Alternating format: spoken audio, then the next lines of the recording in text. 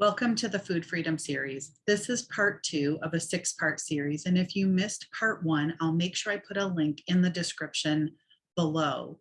In the first part of this series, we covered the lay of the land and how we could potentially see food shortages. In part 2, we're going to address kids who will be the ones who suffer the most from possible food shortages. So how did we get here and what do we need to know? Because in order for us to chart a different course, we must know where we are today.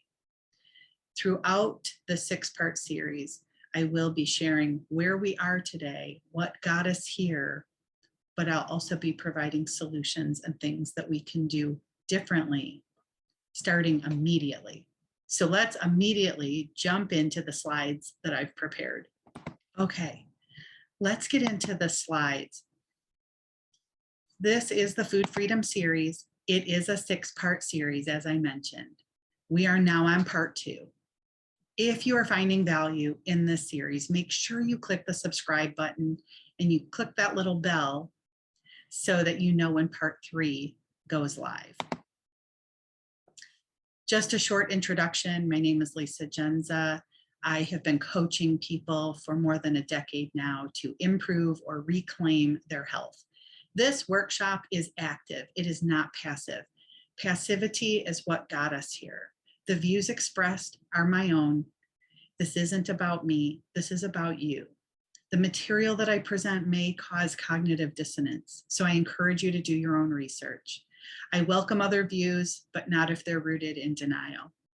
We are at a fork in the road, and the choice is yours. So in the last presentation, we talked about where does food come from? And when I ask kids, right, they say the grocery store and instead of a farm or a garden. But I want to take this one step further. Where does most of our food come from? So for most American households now, if they count up the number of times they eat out versus the times that they cook at home during the week, we're seeing that there's more time spent going out to eat and going through drive-throughs. And so I wanted to start with this representation of where does food come from? Does it come from a drive-through or does it come from the kitchen? And I'm just going to share with you in the words of my students. But then I showed them different recipes to cook and they thought it was really cool. So their moms don't cook and they usually say that they get carry out.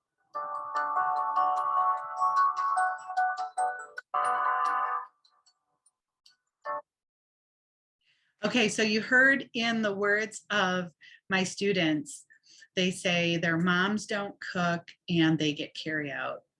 So the first problem that we have to talk about today, and where we ended part 1 of the Food Freedom Series, is we talked about consolidation that happened among the food companies. And you're going to see that play out in today's presentation as well. So where we're at is looking at the choices that we made, not the choices that were made by the industry to consolidate, but the choices that we made. And we made the decision as a society collectively to outsource our food. The moment that we outsourced our food, we delegated the very need for survival and we surrendered our rights in the process. And I really want this to sink in. I worked in IT for years and people outsourced their IT. You might outsource your lawn care. You might outsource your assistant or have a virtual assistant. But we outsourced our very need for survival. We're not talking about lawn care. We're talking about the growing and preparation of our food. This was a choice that we made as a society collectively. And when we did that, we surrendered our rights. So I don't really need a graph or a chart to show you the decline in farms and the decline in family farms. I'm sure we are all well aware of the decline in family farms over our lifetime. Here's some statistics. Today, fewer than 2% of Americans are farmers, whereas 90% of our citizens lived on farms in 1810.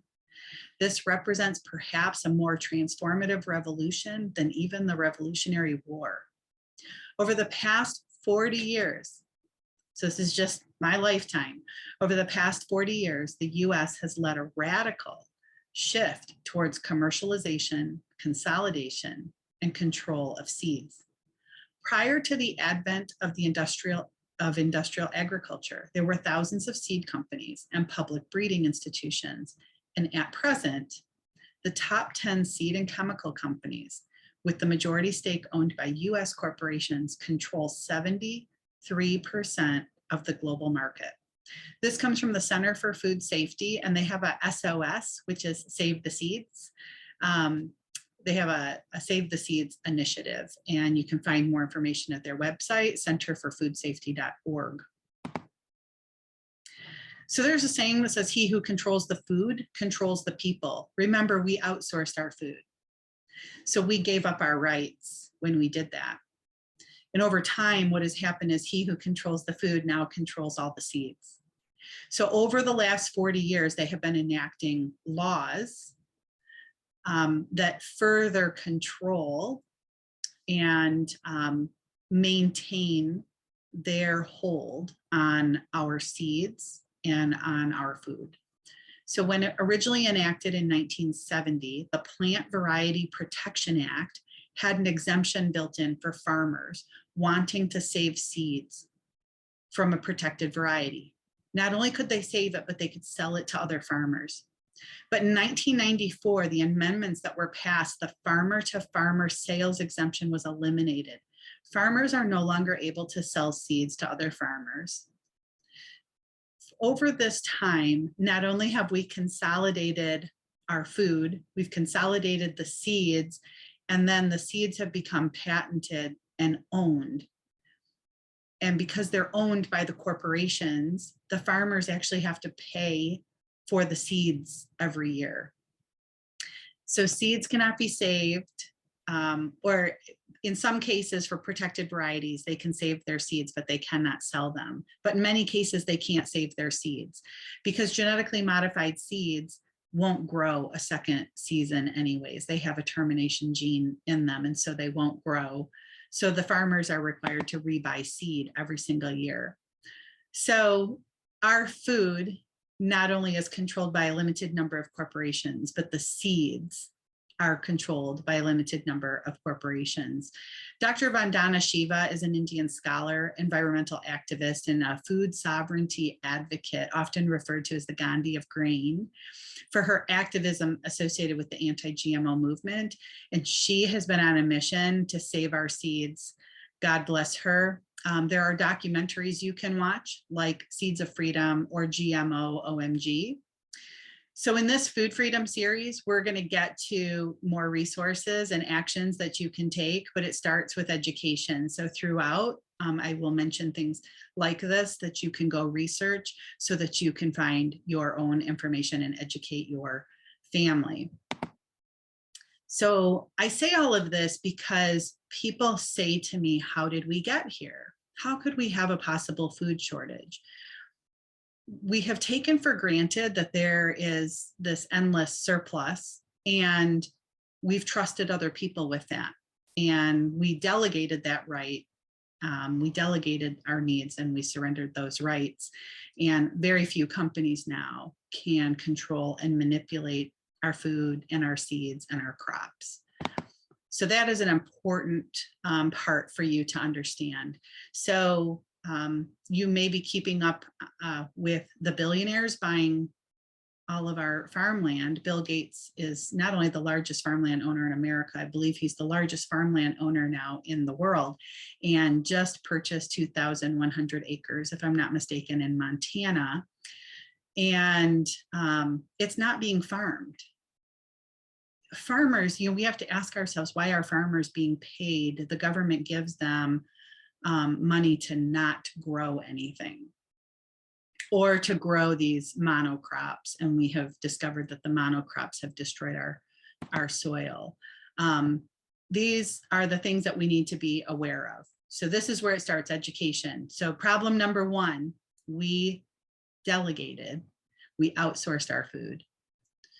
Problem number two, those seeds have become altered. Not only are they consolidated, but they've become altered. So food from Mother Nature or our creator, whatever your beliefs are, that food was altered. So how has that altered us? Because we come from the same creator. So let's put on our thinking cap. Will your car run on water? Of course not. And this is another example I love. I hear this one from one of my spiritual teachers, Abraham, all the time. And that is, will your vacuum cleaner clean if it's not plugged into power? Now we can take the vacuum cleaner and we can roll it over our carpet and it will leave lines in the carpet. But if we don't plug it in, then it's not going to actually clean. So of course you can imagine what these two analogies are leading to. Processed food is like water for your car. It's not real food. It's been stripped of nutrients, and yet we still expect our body to run. And our food has been denatured. If we want to plug in to nature, to health, to how we were designed, then we have to plug back into the earth, which is where real living food comes from. So this is like plugging in your vacuum cleaner. So what we're talking about here is the difference between substance versus sustenance. Substance just fills up our stomach. And I tell the kids in my cooking classes all the time, we don't just need volume. We don't just need to fill up our stomach with something. We actually need sustenance that feeds all of the cells in our body. So we're not just looking for volume. We actually need very little volume. We need more sustenance. So who is suffering the most? Well, as a health coach of more than a decade, I can tell you that a lot of people, once they reach middle age, have a lot of unnecessary middle age issues. But we need to start looking closer at how our kids are suffering.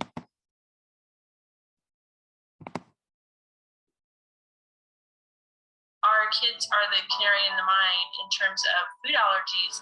Their body's saying, this isn't right. This isn't quite food. You know, I'm having a problem with this. And I feel like that's the pendulum. And it's like, oh, we just need to go back to what food was, where it came from, finding that connection. So that was Sina Wheeler from Sina C, and she's a food scientist. She also comes from a multi-generational fishing family where they ate real food, fresh caught fish. And yet once she was in corporate America and in her career as a food scientist, her kids were suffering with food allergies. And you can hear her whole story in the Freedom Kitchen Summit that we did. And we're going to talk more about working with Sina for your family. But she says the kids are the canary in the coal mine. They're showing us through all the food allergies that they have, attention deficit, depression, anxiety. We're seeing a whole host of issues in our kids. So we have to look at the health decline. Now, why do I call that problem number 3?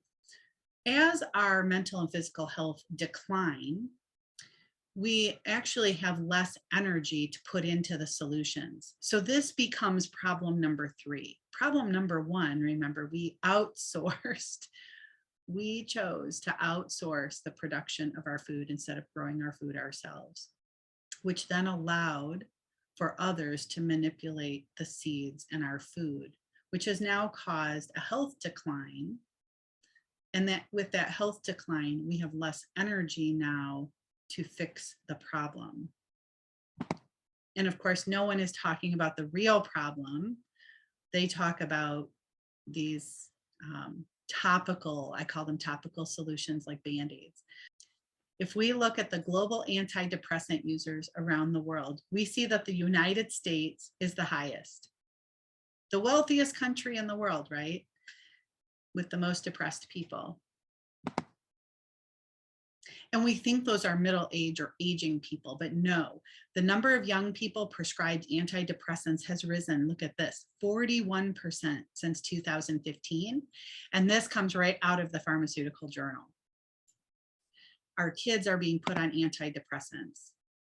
Now we have the highest use of antidepressants in the United States, and we have the highest number of genetically modified crops. Does anyone else see that correlation? So here by 2011, we had 69 million hectares of genetically modified crops in the United States. And then Brazil and Argentina are right behind us. By 2017, that rose to 75 million hectares. And you see every country is growing in the amount of genetically modified crops. But I just want us to go back and compare the number of people in the United States on antidepressants and how that correlates to the amount of genetically modified crops that we're growing. We don't hear anything about the contributors to our health or mental health. We only hear about the different drugs that we can use, right? So take an anti-anxiety, take an antidepressant, take a stimulant, take something for ADHD. And we're not really talking about, well, what could be causing that? So if we just look at very basic food and water alteration, there's more GMO crops in the US than any other country. Food dyes are also allowed in the US that are banned in many other countries. So you can buy a product, you know, like mac and cheese in the United States and it has food dyes, but in Europe it doesn't have food dyes. And what about fluoride? Fluoride was added to the water in the US, but not in Europe. So for all of those that want to tell me that fluoride is used in the water for dental health, then go ask people in Europe why they don't need fluoride for their dental health. It has nothing to do with dental health.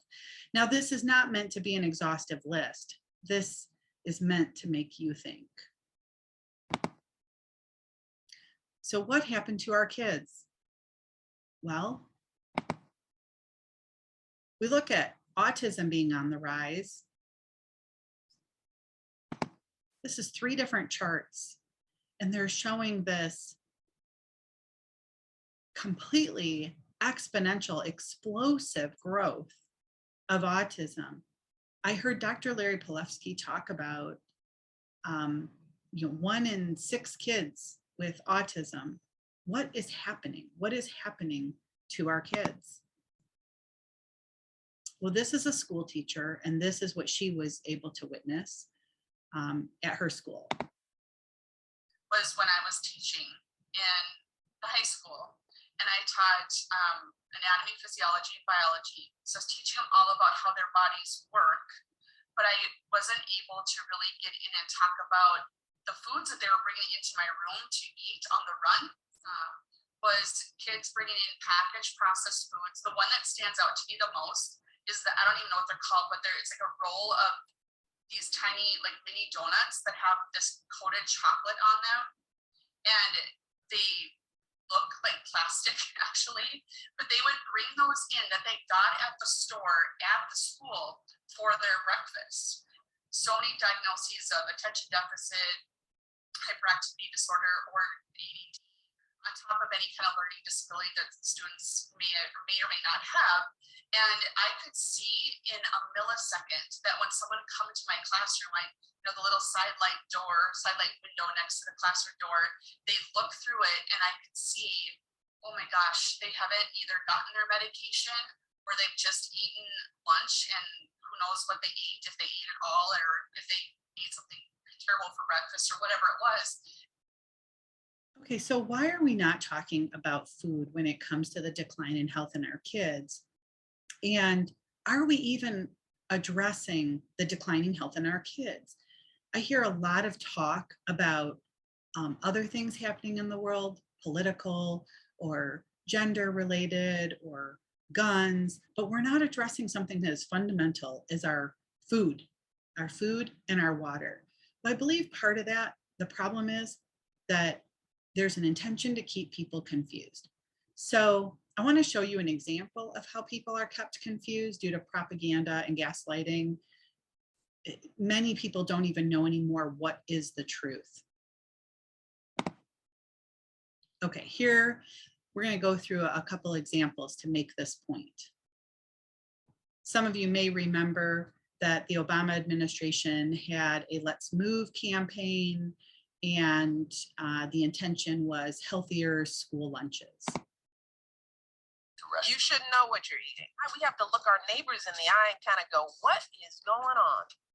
Because this just isn't that complicated. You know, there's now talk of delaying the nutrition facts panel, which is just another simple information so families can make better choices. Keep families ignorant. That's all I'm hearing. Okay, so that was the First Lady talking about the initiative on healthier food. Now, you might recall, I know this is going back a few years, but you might recall all of the headlines and what the news was telling us at the time. But an ABC News investigation shows the USDA's new school lunch guidelines are not going down so well with many kids across the country. America's public school students protesting the new federal war on child obesity, with guidelines promoting smaller portions, fewer calories, less meat and cheese, and more fruit.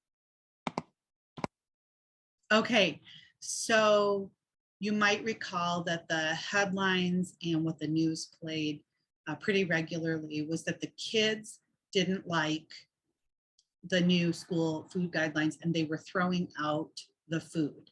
Now, this is from the perspective of a student. Campaign challenging all kids in USA schools to eat healthier.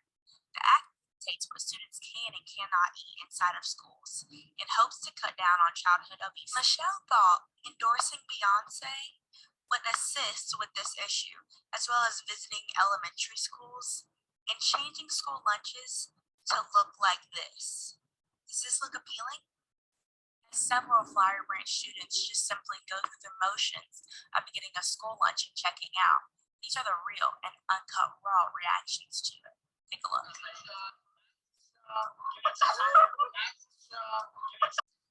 Okay, so I'll make sure I put a link in the comments to that video. That was Cash Compound. I found her on YouTube, and I was so pleased to see the essay. She did a video essay on how the new school lunches were affected at her school.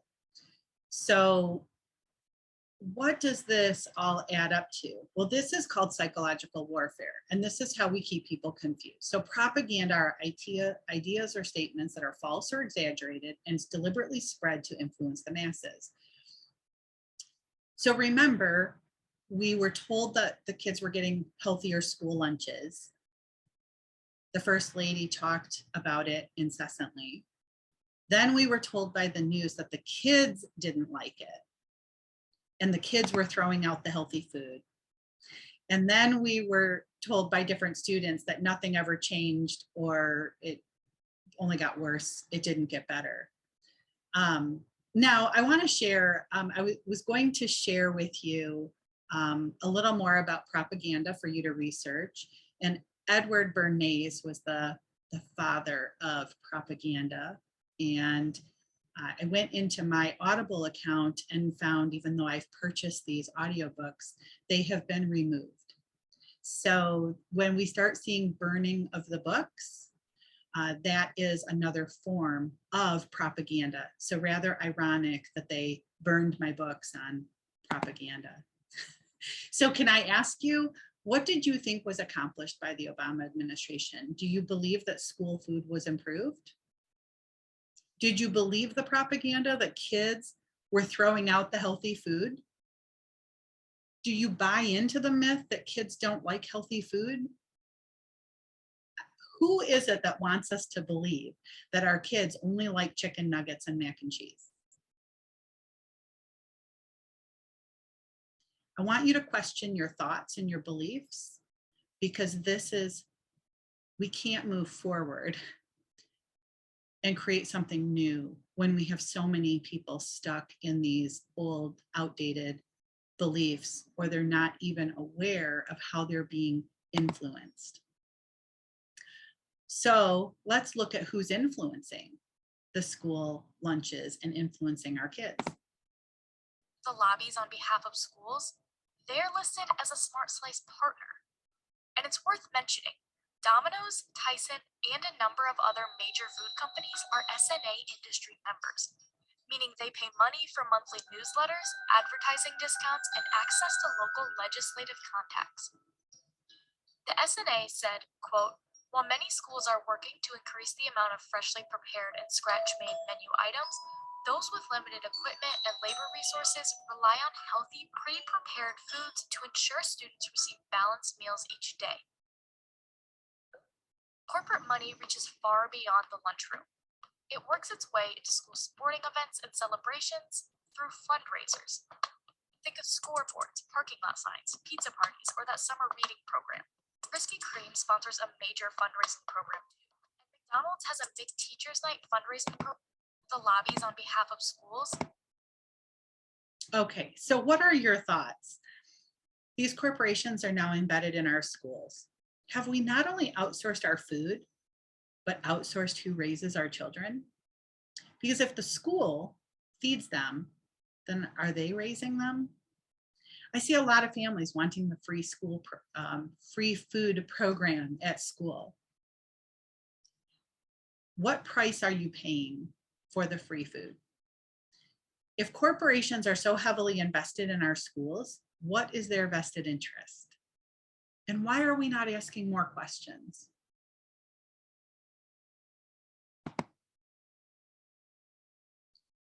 Here's a doctor of occupational therapy talking about just changing food to improve the health of kids. With you, and I worked as an occupational therapist at one time with kids in pediatric clinics and in the school system, and just would feel for them so much when it was around the same time I was finding functional medicine and transitioning into my career in that field.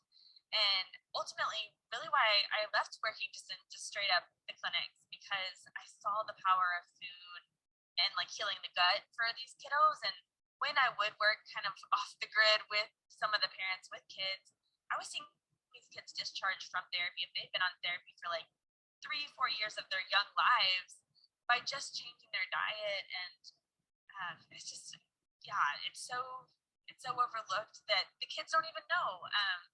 Or a lot of them don't know. Well, why does little Johnny have ADHD and he can't sit still in his chair? A lot of times it's because I would ask the kids, "What did you eat for breakfast?" Cinnamon Toast Crunch or nothing, or donuts, whatever it was. It oftentimes wasn't like a hearty, like I have some protein in the morning kind of breakfast. With you and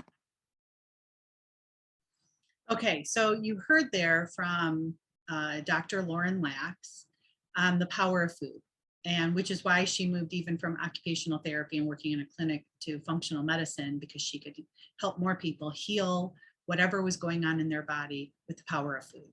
So if we know that food is that important, we have teachers saying that they can see the difference in the kids based on what they've eaten.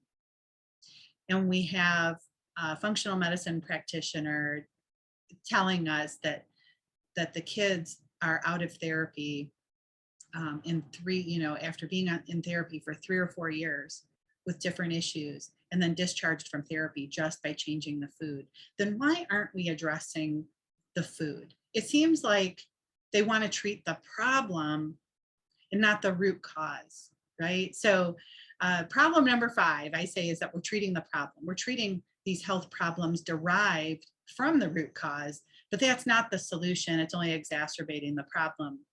So this is Nancy Harshfield. She's a psychotherapist. I definitely have experienced this firsthand. One of the things that we're looking at right now is about 6.1 million children have been diagnosed with ADHD. The thing that really stands out to me is 62% of children with ADHD aren't taking medication for this.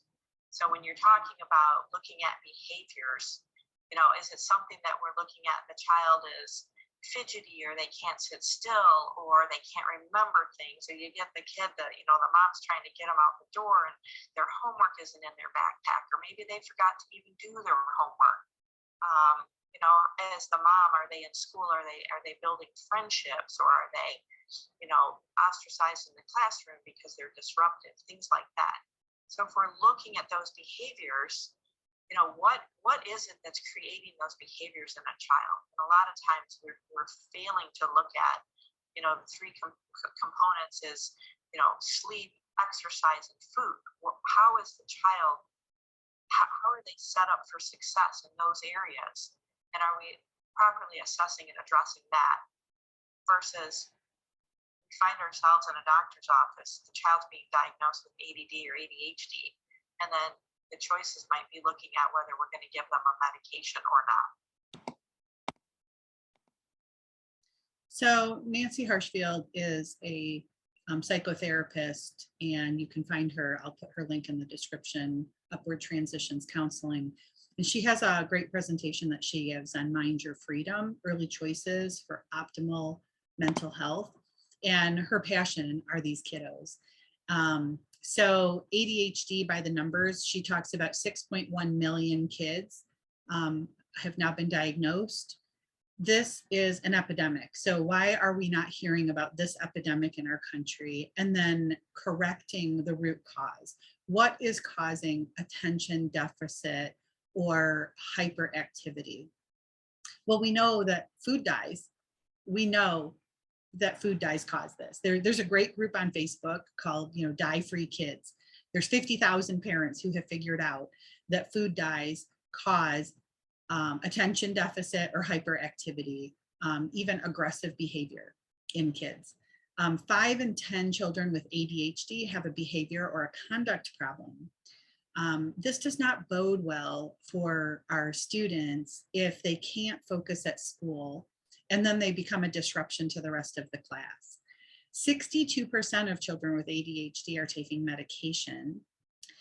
And I want to talk about the medication, which Nancy does get into in the presentations that she gives. When we look at these are amphetamines. We're giving our kids amphetamines, and they're addictive as well. We're really setting up these kids, and this is Nancy's concern, and she has firsthand experience in all of this. But if we look at drugabuse.gov, there's a database that shows these methamphetamines versus cocaine, and they're both stimulants, and they both cause a high, and amphetamines actually stay in the body longer, but they both increase dopamine. And, you know, we're really contributing to potential long-term addictive substance use. So, we want that to be the last resort, right? And only use that when necessary. And I'm afraid that in many cases, we're not looking at the first, second, or third line of options, which, you know, like she said, food, exercise, and sleep. And Dr. Farah Sultan has also participated with us here at Freedom Kitchen, and she helps people with sleep. Because if serotonin is off, then melatonin is going to be off. And so we have to regulate these things. And many times it comes down to food, you know, and then we can add exercise and then make sure that we can optimize our sleep. So what have we done? What kind of monster have we created here? The situation that we find ourselves in is that our kids have declining IQs, declining mental health, increased rates of disease, attention and focus issues, behavior issues, aggression. I mean, does this sound like a generation that we want to put stock in as the future leaders? And I know we all look at our children and our grandchildren and say, oh, but they're lovely and they're beautiful and they're going to be just fine. But we have to take a step back and start looking at the numbers. The numbers here aren't lying, that we have a number of issues that we've never seen before. We don't even know what kind of adult population this makes when we have so many kids on addictive substances or on the autistic spectrum. So denial is deadly. Where are you still in denial? Our food was consolidated. The seeds were altered. The top 10 seed companies control 73% of the market. Our farmland is being bought by billionaires. Farmers are being paid not to farm. As seen in part 1 of this series, our food supply has been attacked in numerous ways, which is easy to do once it's been consolidated. And altered food is altering our kids. Clearly, it is so sad to me. And propaganda keeps everyone confused, and it's time to snap out of it.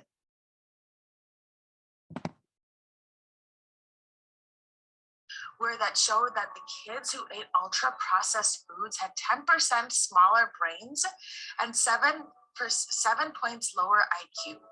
So food is the single most important tool that impacts our brains, our children's bodies, and their behaviors.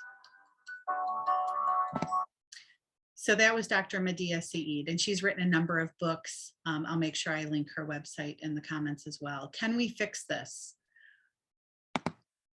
Well, we have to commit today to remove all chemicals. We can't wait till tomorrow. We can't wait until next year.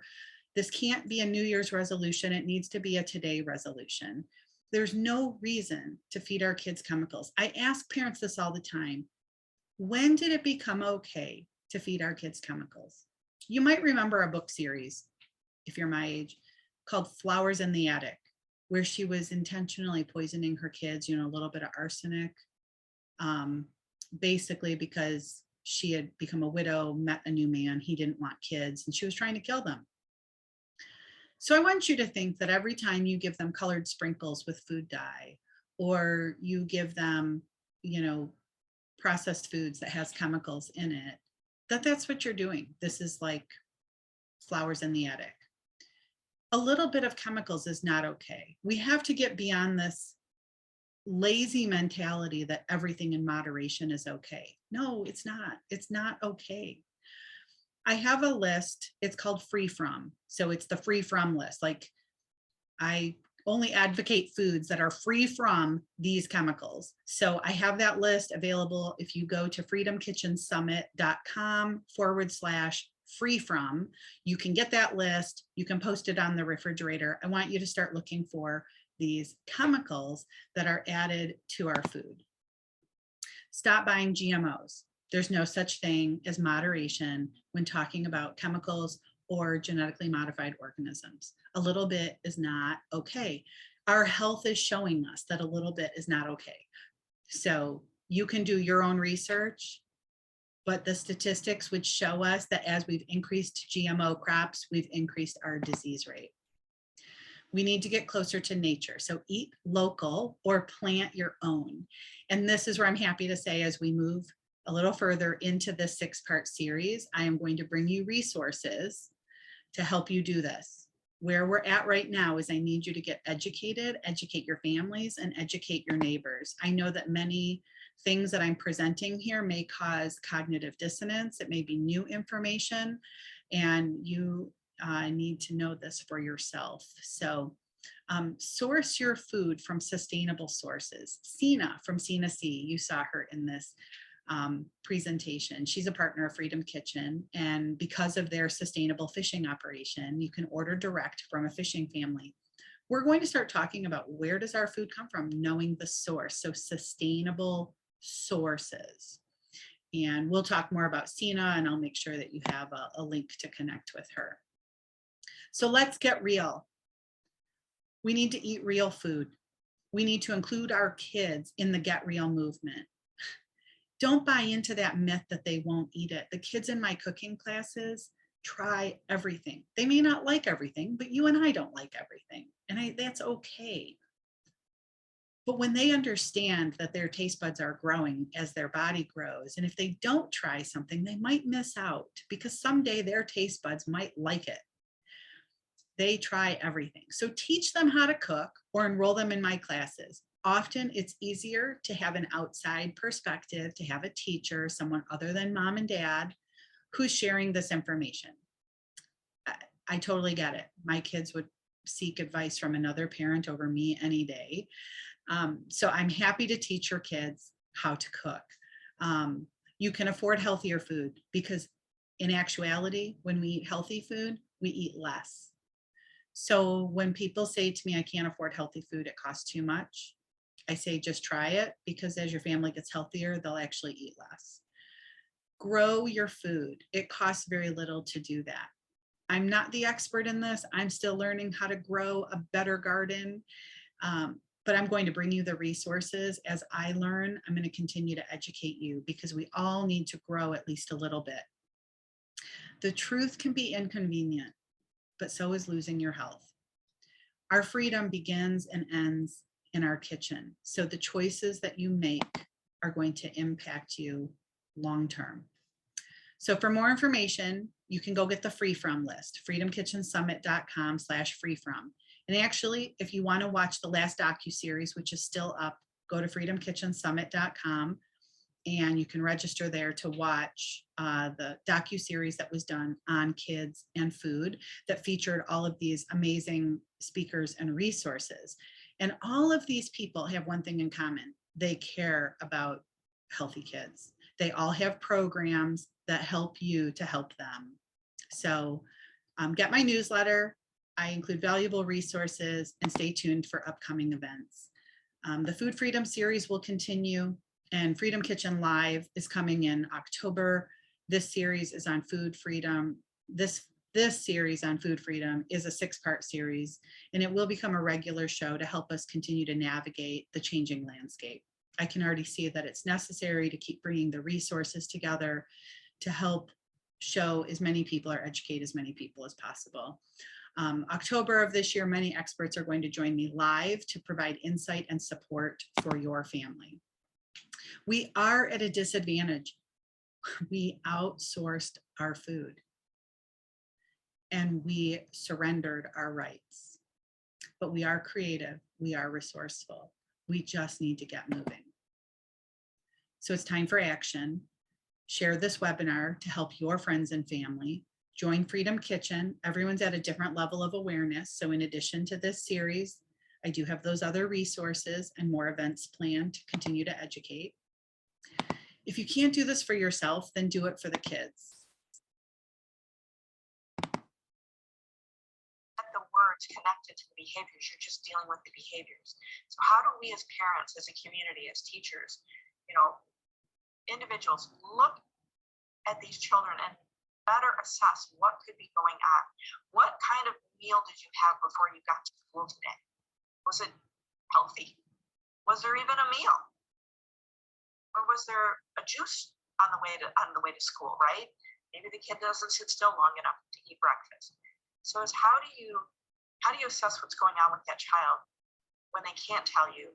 Or if they can tell you, how are you hearing what they're saying to you? Are you hearing what they are really experiencing? And are you addressing that long before we jump to an ADHD diagnosis?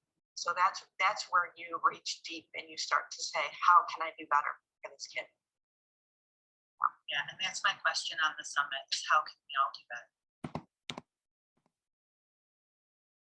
Okay, so will you start today? Create freedom in your kitchen. That's where it starts for each and every one of us.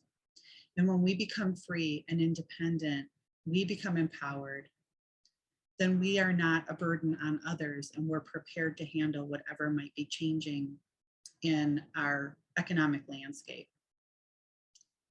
Help prepare your kids for potential food shortages. We need to get off of the processed foods. We need to learn to cook, and we need to source sustainably.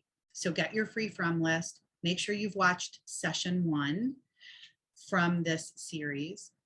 And then if you're interested in my cooking classes, I'll put a link below. Move forward towards self-sufficiency and stay tuned for session 3. If you're finding value in this series, make sure you subscribe to my channel and hit that little bell so that you know when session 3 goes live. And session 3, we're going to be addressing hidden addictions. And you might be surprised by the information that I have to share. So make sure that you tune in for that one and leave me a comment. Let me know what you're thinking so far. I hope that this is helpful to you and those that you love. Bye for now.